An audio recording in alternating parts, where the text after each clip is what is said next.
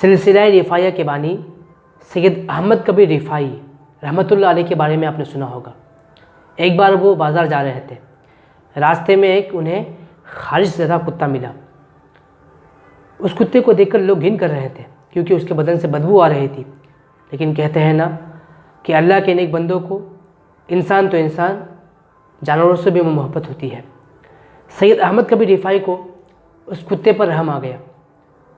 سید احمد کبیر رفاعی رحمۃ اللہ علیہ اس کتے کو اپنے گھر لاتے ہیں، ایک طبیب کو بلاتے ہیں اور مہینوں تک اس کا علاج کراتے ہیں۔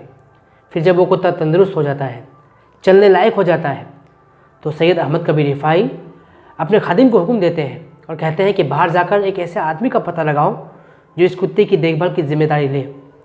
اگر کوئی اس کی دیکھ بھال کی ذمہ داری لیتا ہے تو میں اس کو روپیہ دینے کو تیار ہوں۔ بھائیوں، ایک بہت بڑا سبق ملا ہمیں۔